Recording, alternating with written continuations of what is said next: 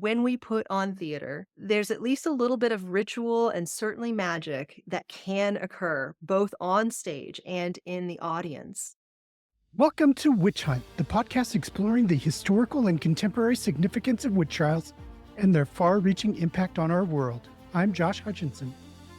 And I'm Sarah Jack. On today's episode, we welcome back a special guest who's helping us understand how centuries-old witch trial narratives continue to shape our cultural consciousness in profound and sometimes problematic ways. Professor Jane Barnette joins us from the University of Kansas, where she's directing an innovative production of John Proctor Is the Villain by Kimberly Bellflower, a play that reexamines Arthur Miller's The Crucible through the lens of the MeToo movement and feminist consciousness. Jane's production explores how the Salem witch trials have been reinterpreted and sometimes misappropriated throughout history, challenging us to reconsider what we think we know about historical witchcraft accusations and their modern parallels. What makes this conversation particularly timely is that Jane's University production premieres just days before the play opens on Broadway, creating a unique moment to explore how theater can transform our understanding of historical narratives. In our discussion, we'll examine how Miller's fictional recreation of historical figures like John Proctor and Abigail Williams has shaped public perception of the Salem witch trials, often obscuring the historical reality of the actual victims. We'll also explore how the term witch hunt itself has been weaponized in contemporary discourse and how theatrical reinterpretation can help reclaim silenced voices from history. So join us for a fascinating conversation about theater, history, power dynamics, and the transformative potential of confronting difficult narratives from our past. To be clear, we're primarily discussing Arthur Miller's fictional character of John Proctor rather than the real person John Proctor who was hanged for supposed witchcraft. So when we say John Proctor is a villain, we mean the fictional John Proctor, not the authentic witch trial victim. Welcome back to Witch Hunt Podcast, Jane Barnette. It's so wonderful to have you back. What have you been up to since you were here? Well, thank you so much for having me. I'm so delighted to be back. And yeah, I've been pretty busy. I've been directing a play at the university where I work, the University of Kansas. Can you remind us and our audience about your expertise and passion and how it relates to your current project? Absolutely. So I'm an adaptation dramaturg, which sounds very specialized and in some ways is. But that just basically means that I work behind the scenes with a lot of live theater productions, especially ones that are adapted from literature or any other source for the stage. And so my first book is about adaptation dramaturgy, but my second book, which came out last year, is about witch characters on stages and screens, in particular ones that are adaptations. So it's sort of in my wheelhouse, but the way that I overlap with y'all is obviously my focus on witches and witchcraft. So yeah, this play is also somewhat in that wheelhouse, although quite different from the plays that I talk about in my book. And what is bringing about this project now? Oh gosh. So the play is called John Proctor Is the Villain. And the play is set in 2018, right at the height of the MeToo movement. And arguably, right now is a time that some of the same kind of themes are reemerging that we saw in popular culture and certainly in politics in 2018, 2019, 2020. And those are the key years when I started really, or when I completed the research for the book that I wrote and published last year, Witch Fulfillment. So it's deja vu all over again. But this particular play, yeah, it's a newer play. And so it's an opportunity not only for the students at the University of Kansas to get to do a newer play, but because it's engaging with the Me Too movement and because it is a play about female rage in many ways, it is a really important and useful outlet for the student actors and frankly for me. So there's multiple versions of John Proctor in people's minds. There's basically the man, the myth, the legend. Mhm. Which John Proctor are we discussing today? That's such a good question. Because, of course, yes, we have the John Proctor who was hanged for the crime of witchcraft. And obviously, that's an important one to reference in this podcast. But this is really a play that engages with the John Proctor character that's in Arthur Miller's 1953 The Crucible play.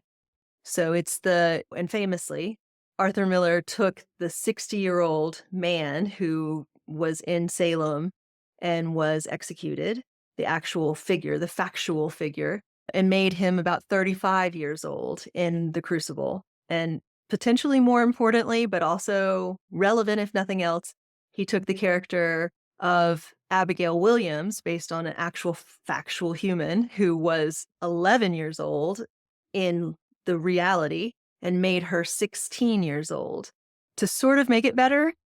But still, it's an affair between a 16-year-old and a 35-year-old in Miller's play. By today's standards, I would say it's still problematic, just of a different degree than an 11-year-old and a 60-year-old that we don't even have any real evidence that they had an affair. These are different characters. So when I say John Proctor is the villain, or rather the title of the play says that, the playwright, Kimberly Bellflower, is really responding to Arthur Miller's play and the way that arguably, right, Arthur Miller's play has become shorthand for how people encounter and or know about the Salem witch trials. But there's so much misinformation that's in that fictional account. So yeah, I'm just so grateful for podcasts like y'all's because you help to bring some of that real information to the public. In what ways do we find John Proctor villainous? So let me just start by saying spoiler alert, because the play unfolds in a way that's not exactly a mystery, but it works best when there are surprises. And the play is set in a high school classroom, so honors lit junior year, and they're going to read The Crucible. And so there's this very charismatic, very beloved male teacher, Mr. Smith, and we have several students who are 16, 17 years old in the classroom. And what we discover is that we've got sort of a meta theatrical thing happening, right? We've got an opportunity within the classroom that's on stage to stage parts of The Crucible as a project, a hypothetical project for these students in this hypothetical classroom. As they are doing it and researching The Crucible, they're discovering some of the same things I just mentioned. They're discovering the license that Arthur Miller took in doing this fictional account, and especially the young feminists, because there's also this feminist club that some of the girls in the classroom have started. And they basically are starting to recognize that these changes that Arthur Miller made might have been really helpful for him as he was going through his own dissolvement of his marriage. But now it's created a narrative that is problematic, especially as things in their small town, it's set in a small town, things in their small town start to come to light because of the attention that the MeToo movement has put on believing women and trying to really unearth stories of sexual assault and sexual harassment that have been occurring without necessarily people believing the women who are telling about it. And so John Proctor is the villain because one of the things that we surmise from this play, and frankly, there's a lot of research that supports this possible interpretation, uh, is that the reason that these young girls in Salem were having fits and that they seemed to be acting so askew potentially was that they were having PTSD, not only because there was so much violence during that time, which was obviously also true, but potentially because the men in the town were not respecting any kind of notion of consent. And so there could have been all sorts of sexual assaults that was occurring. And potentially this may have been a way that the young women slash girls were just trying to get attention to themselves and trying to have a voice. And so in that regard, if we see it that way, then especially the fictional John Proctor becomes the villain here because 16 is, it's below the age of consent. And so even if some 35-year-old, and that's about the age, by the way, of the teacher in this classroom, a 35-year-old wants to have an affair with a 16-year-old, we would consider that within the realm of Me Too. Thank you for that explanation and for introducing us to the play. How is your production different than the ways that this play has been staged before? Oh, it's actually really exciting. And I will say I talked to the playwright when we were in early conversations about staging it at KU. And I say that because I'm going to tell you some kind of radical things that we're doing, but we did talk to the playwright and she was very much on board. And the most exciting thing is that we're going to close our play on March 13th, and on March 20th, it opens on Broadway. Not our play, but a professional version of this play. So it's really exciting to have this kind of freedom and to work on it on a college campus where we can do things that a lot of professional theaters can't. So that being said, the big change is that I have double cast the play. So there are two teacher roles, and those roles are static. So those actors are the same in both casts, but I basically doubled the number of actors to play the student characters. And what that allows me to do is that on the nights that are focused on one cast, the other cast serves as other students in the classroom. So it helps to fill out the classroom and to create a more realistic classroom setting. And it just creates the atmosphere better.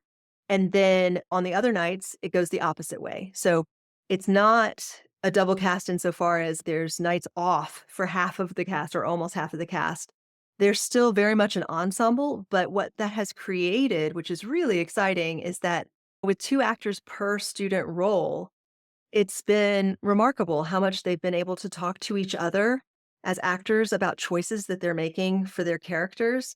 And we have some pretty different choices, but they're all grounded in the text and they're all making a lot of sense for the characters. So it's really beautiful as a director to see just the shape that it takes when one cast is sort of playing the so-called leads versus the other cast playing the so-called leads. I can't imagine like how exciting that must be for you, but also the students with the timing of this. How Yes. incredibly special. Yeah.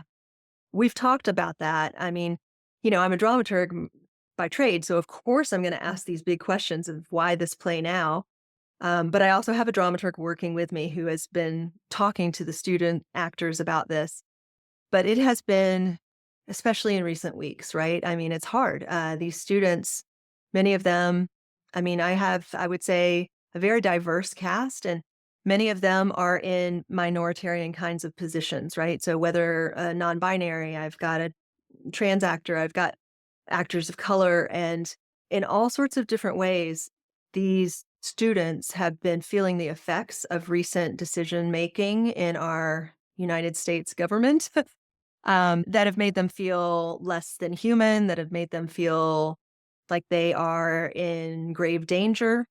And so being able to come to rehearsal and not only put that out of their mind for a moment, but in a fictional world, get to exact a certain kind of revenge has been really, really fulfilling. Yeah, and that speaks to so much to a lot of what the play's underlying undertones are is Yeah. about power dynamics Mm. and how people relate to each other, who's got the power. Yeah, absolutely. I would call it a feminist dark comedy because there's just no question that this is a play that is meant to reclaim the voices of women who have been silenced, whether we think of that from the perspective of the young women, juniors in high school who are female identifying, who find that they're not getting the kind of respect or voice that they see the male counterparts getting, or if we're talking about the actual characters in Miller's play, and more to the point, frankly, and I know y'all appreciate this, the actual people on whom those characters are based. I can't stop thinking about I mean, I might start crying because I think about the 11-year-old Abigail Williams and what it must have taken for her to just be in the position she was in. And I don't know, how does a person survive? So yeah, it's those power dynamics are very much an undercurrent in this play. Would you like to tell us about some of the characters in the play? Oh, would I? uh, I think the ones I'm most drawn to, I'm drawn to all of them, but I personally, I know for a fact that if I were acting in college, I would have been cast as Beth. This is not a surprise to anybody who's read the play. Beth is basically a nerdy student who's nervous and very into school. And yeah, basically, it's me to a T and much less worldly than the other students in the class. And that was me growing up. When I was in high school, I wanted to know more about things outside of my small town, but I was also very focused on doing really well in my high school. And that's the same as Beth, and she just wants the teacher to approve of her, and so they have a really tight relationship, which is, on the one hand, really beautiful. But then there's another character who is Shelby, and Shelby is not present on stage when we first meet all the other characters, all the other students. And we don't know why she's gone, but we start to discover why when she comes back. And she's a fascinating character and really beautifully written by Kimberly Bellflower. It's clear the care that she has taken with this character and with all of the characters, but especially as we come to discover Shelby has been through more than anybody should have to go through at the tender age of 16, including the fact that she has had instances of adult men taking advantage of her sexually. And so she's incredibly resilient, but she's also really wounded. And to see young actors really work with a character that has this kind of three-dimensionality and respect for the survivorship of having lived through that kind of experience, I mean, it's really a gift, but it's also it is a play that all of the emotions happen. There's lots of laughter, but then there's also probably tears. In what ways does the Crucible intersect and relate with the students' experiences in their own small town? So I teach at the University of Kansas, which is in Lawrence, but most of our students come from rural, small towns. So early in the rehearsal process, there's a reference in the play that talks about it being a one a stoplight town. And I've never lived in a small town like that, but I would say more than half of my student actors have. So they were really sharing what it's like and how true it is, the sort of saying that everybody knows everybody's business. They were explaining that that's actually definitely a thing. And the notion of everybody going to the same church or that you would go to church in the first place, like all of that is assumed and part of how many of these student actors actually grew up. Beyond that, there's at least one and probably more, unfortunately, actors who have experienced things that are similar to what Shelby goes through and what we discover about Shelby. I had actually 2 nights ago, one of the actors said to me, "It always means a lot to me as an actor to do a show." She said, "But at this particular role in this particular play hits so close to home that it feels like a kind of exorcism every time I'm up there." Because, the play ends in this dance that is maybe my favorite part of the whole thing. It's what kinda drew me to it.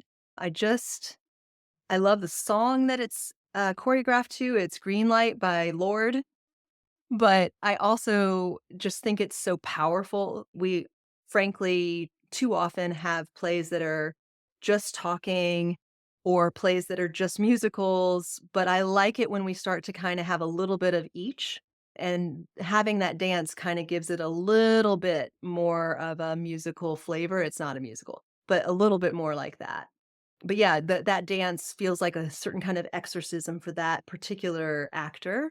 Um, and I don't know for sure, but I can sense it just based on the way that they respond that there are other actors who have a lot of familiarity with these characters as well.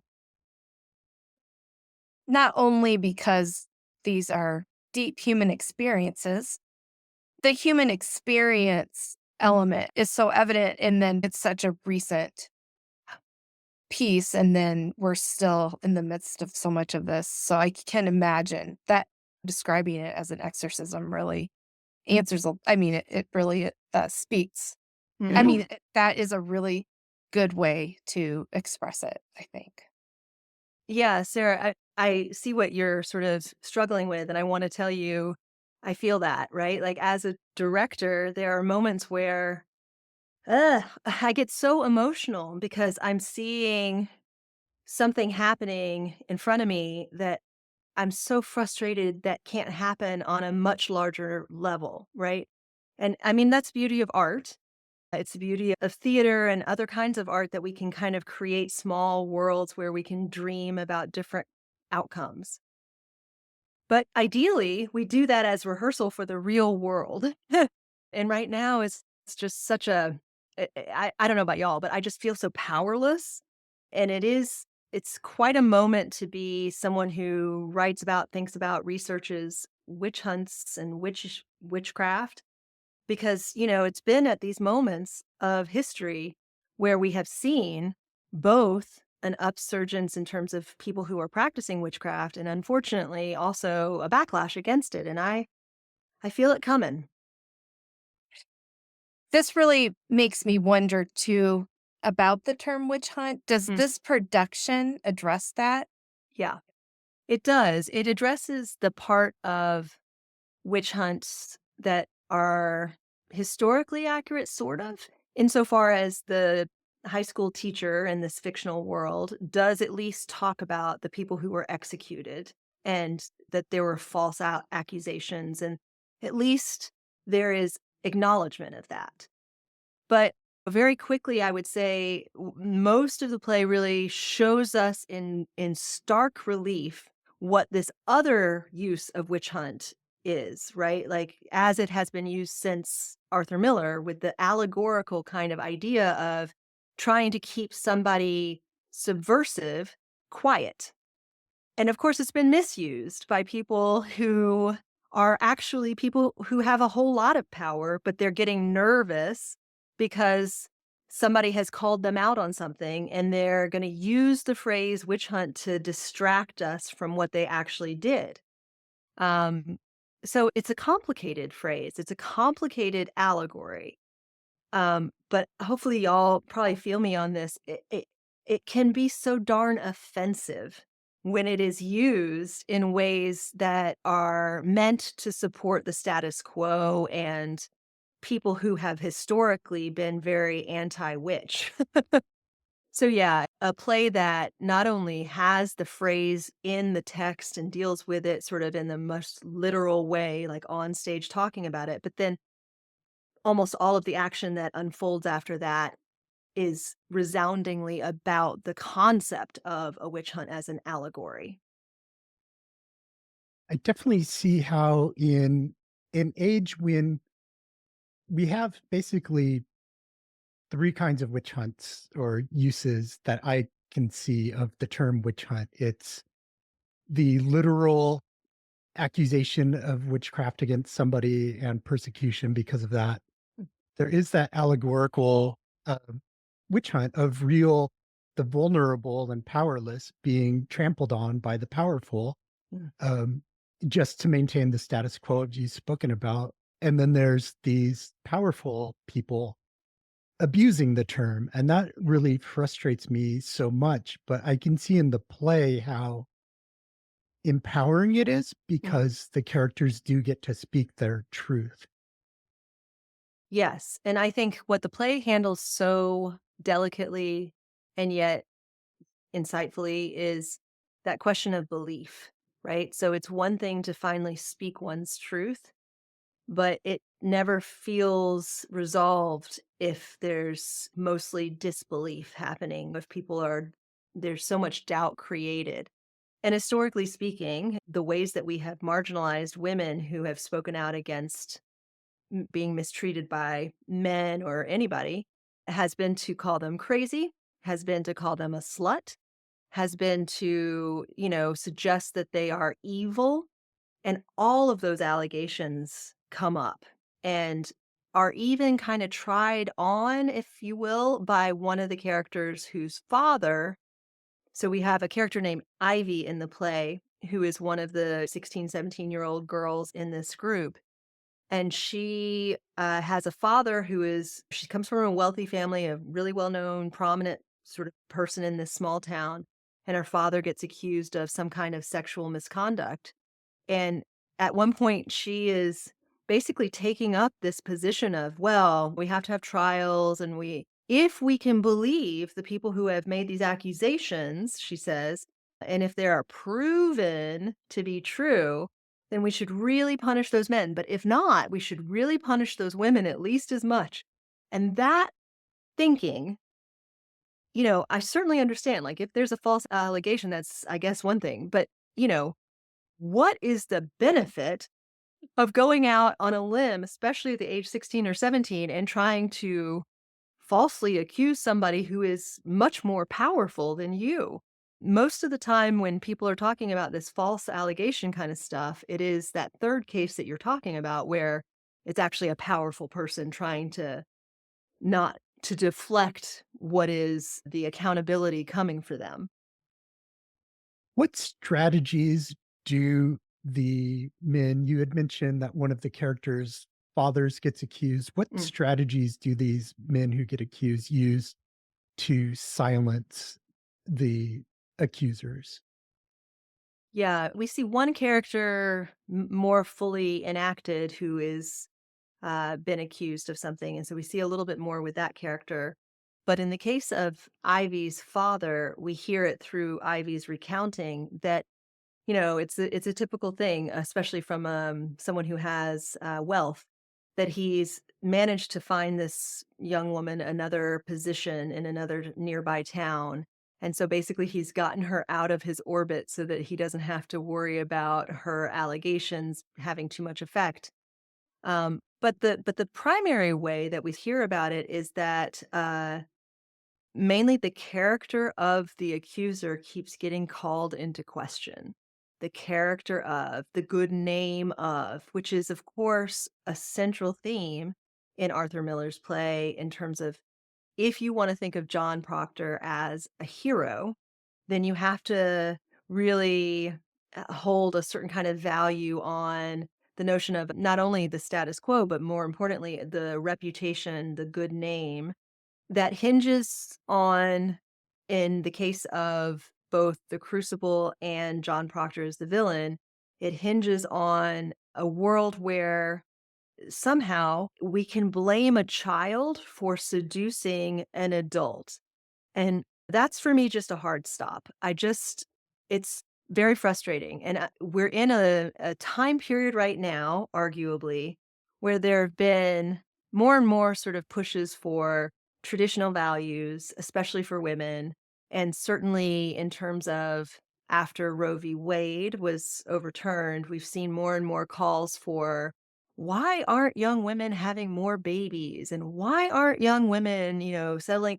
And to me, that's a similar kind of rhetoric, right? Because it's a rhetoric that wants to establish, before really adulthood, try to sort of capture a young woman slash girl into a marriage kind of contract that keeps her from necessarily becoming a full adult first. And we see that in the play from the character Raylin, because Raylin has been dating the same person in this play for 7 years, and she's only, like, 17 years old. So it's like from 10 to 17, she's been dating, or maybe it's 9 to 16, but the point being for 7 years, half of her life, she's been dating the same boy/young slash young man. And that is not uncommon in small towns, especially when the sort of central guiding moral compass is an evangelical kind of Christian perspective. It's that notion of, oh, yeah, well, you should just stay with one person. And that way you can save yourself till marriage. And that way you can have just one partner your whole life. But often these standards are different for men than they are for women. And most of the time, they're applied to much younger women than the men in question. And I feel like that's where a lot of the truth of this play kind of comes into full relief. And one of the things that Bellflower does so eloquently is show us that arc with Raylin, because at first, so many questions that she's asking, she almost ends every line in "I don't know, I don't know." She keeps saying, "I don't know, I don't know." But I feel like a lot of young women can relate to that. There's a stage of your life where you're like, "Who am I?" And you really can't necessarily make that make sense in your hometown. You almost have to move out or at least get older and learn more before you can truly start to decide what it is you want to be and what you want to do.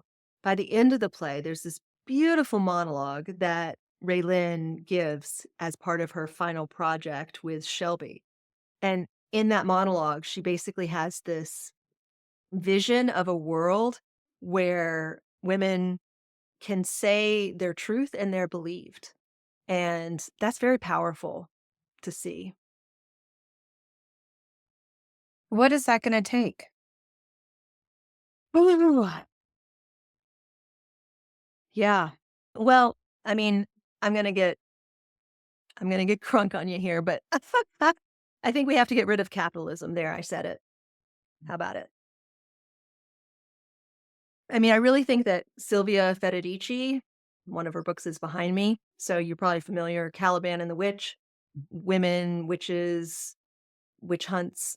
She writes about the early moments of the European witch craze and talks about the need for enclosure that led to capitalism. So the desire to own land in the first place, which is such an anti-witch concept. What person owns land? That's so weird. But of course, capitalism relies on the notion of who is a landowner and who is not a landowner.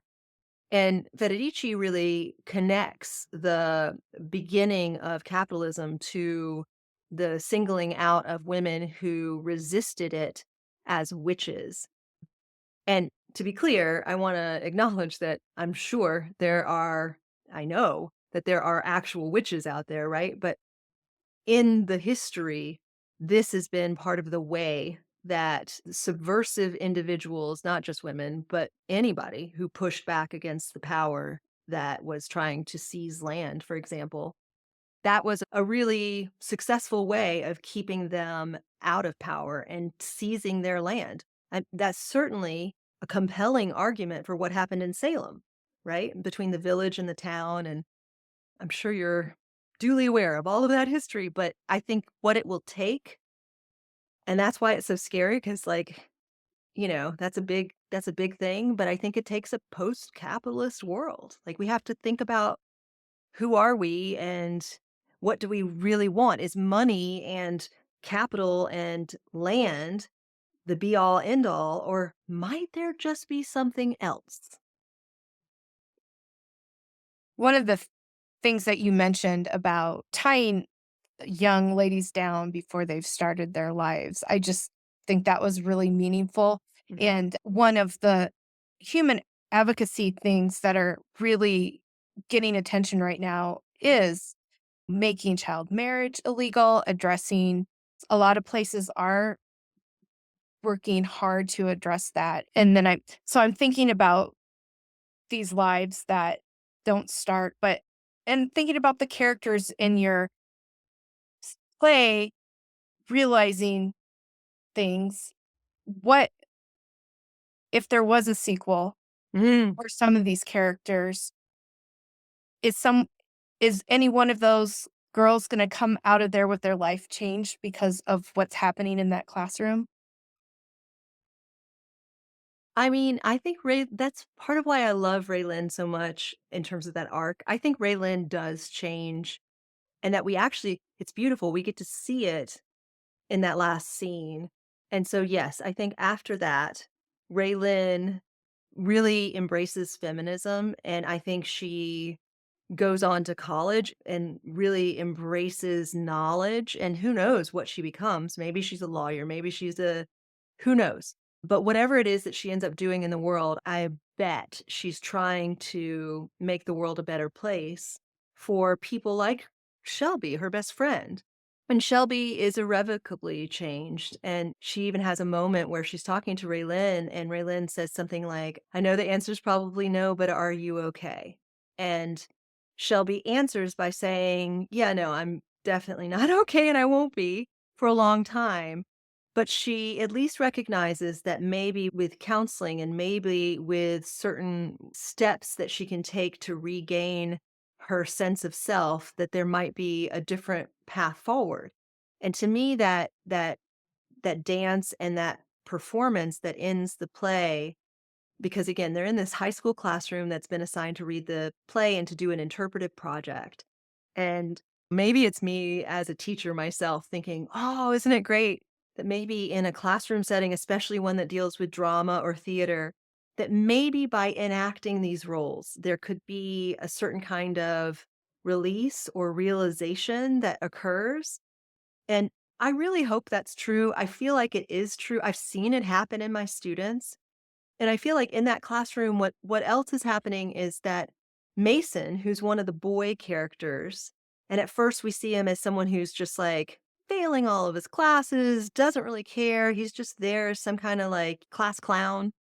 By the end of it, he's saying things like, I really like smart girls. And he's starting to pick up on some of the things from the feminism club. And I think, she has Mason stand up and start doing some of the dance at the end. And he's the only boy who does that, or young man. And I feel like he changes as well because of this club, because of what he has seen, because of how he starts to recognize that his best friend Lee is maybe not such a good guy after all.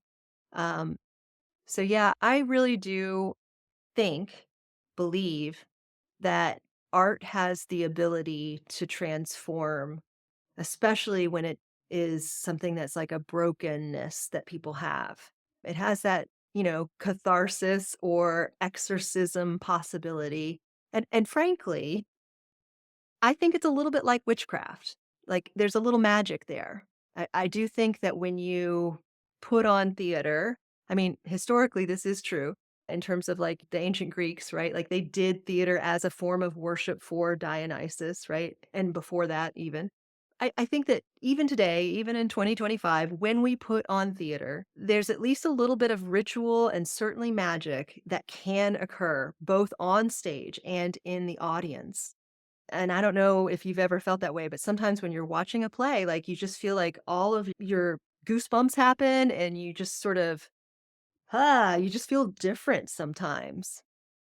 I think it's so important you pointed out that transformative power the play has on the audience as well as the characters within it and the cast and crew that's putting it on. Mm. Everybody who experiences this play, I think there's that opportunity for a transformation. Yeah, I hope so.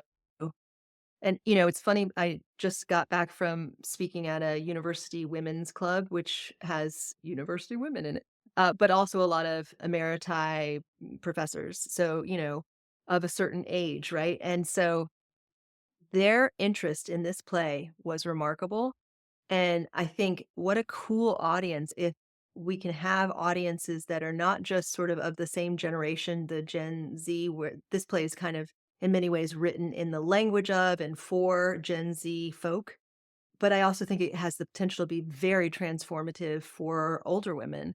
And I'm hoping to see, people of all ages and certainly men in the audiences well, because it has the potential to really start some important conversations. How do people attend one of your nights? Or I'm assuming it's at night, but I guess it could Yeah. be anytime. Yeah, we have one matinee, but yeah, everything else is at night.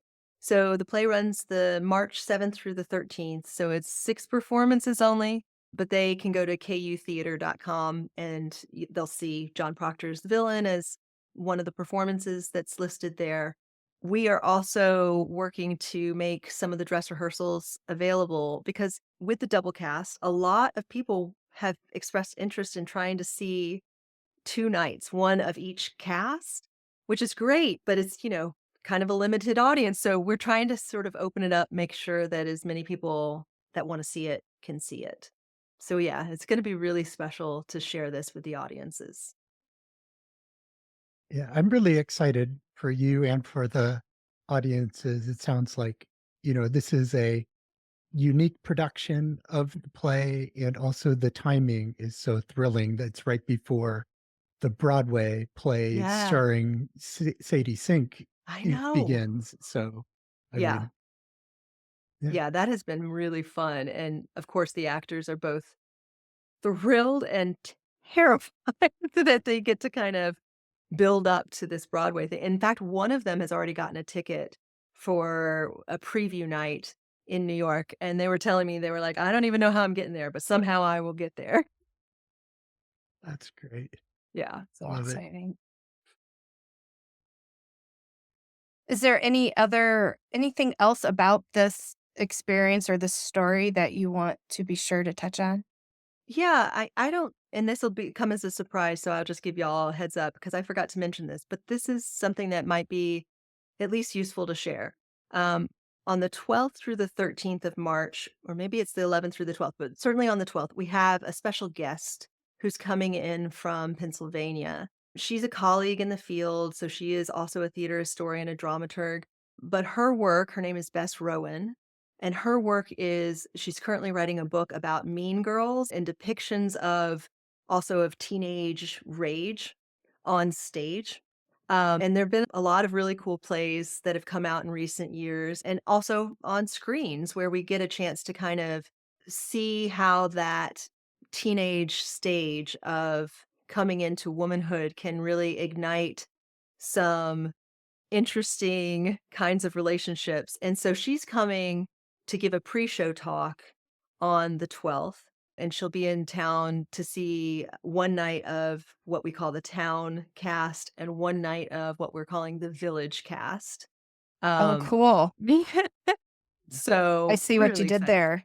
Thank you. I was like, I Yeah, don't think I even have to explain this to them. No, that's fun. Yeah, that's fun. yeah, yeah. So that's gonna be a really neat thing. Anytime we have people come in to do pre-show talks, I think it really just sort of heightens the engagement that our especially university audience can have with the piece. But in this case, Bess is just, I mean, such a lovely human. I'm very excited for her to have a chance to interact with our students. So, Mm. This is really like one of those once in a lifetime moments yeah. for this group. Yeah. Well, and I can't wait to write about it because I have been talking to my assistant director, and maybe there's just a million people out there doing double casts and we've never heard of it, but it's a fairly unusual thing to do. And just every night having rehearsal with it's kind of weird having two casts. And so you'll block the scene with one cast, and then it's like, okay, let's get the townies up here.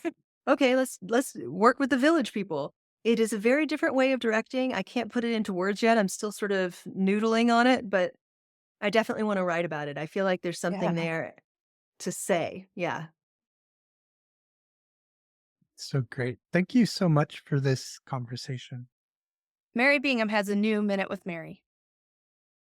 Jane referred to some of the accusers in 1692 as experiencing what is known today as PTSD. Based on a statement given by Samuel Sibley on March 25th, 1692, one could surmise this could have been true for Mary Warren, John Proctor's 20-year-old servant. In a conversation with Sibley, Proctor said he was going to fetch his Jade home and beat her. Proctor also revealed that he previously threatened to beat Mary if she had fits and kept her close to her wheel, meaning probably her spinning wheel, and that would have kept her occupied. Living under the constant threat of beatings would have been traumatic enough for Mary. Also, both of her parents were already deceased, leaving her without a grounded support system and little chance of becoming a formidable suitor for someone, leaving her with almost no chance to better her social status. Thank you, Mary. And now Sarah has End Witch Hunts news. Historical injustices mirror ongoing witchcraft accusation persecution worldwide. Our mission to end witch hunts rightly connects colonial American victims to those suffering from witchcraft accusations today. By breaking the silence around these cases, we forge a path toward justice for all victims, past and present. Our campaign for colonial witch trial exonerations continues to gain momentum following Connecticut's landmark 2023 passage of H.J. 34, a resolution concerning certain witchcraft convictions in colonial Connecticut. This success is now followed by similar legislative efforts across former colonies, with two critical initiatives currently needing public support and community advocacy. Massachusetts HD 3054, an act exonerating certain individuals accused of witchcraft in colonial Massachusetts, seeks historic justice for 8 pre-Salem victims, including 5 who were executed in Boston. Maryland's HJ2, exonerating those accused, tried, or convicted of witchcraft in the province of Maryland prior to the American Revolution, aims to address their colonial era witch trial convictions. Both bills are currently in committee and will require community advocacy of public testimony for advancement. These victims can no longer speak to their own innocence. We can do that. You can do that. These efforts build on decades of progress, from the initial Massachusetts 1957 Act to the recent Elizabeth Johnson Jr. exoneration in 2022 and the 2023 passage of absolution in Connecticut. However, many colonial witch trial victims remain without recognition or justice. The current initiatives acknowledge that witch hunts extended beyond Salem, affecting innocent men, women, and children across multiple colonies. Your voice is crucial. There are 2 important petitions for you to sign now.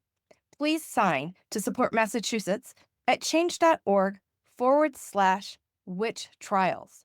And also, please sign to support Maryland at change.org/MD witch trials.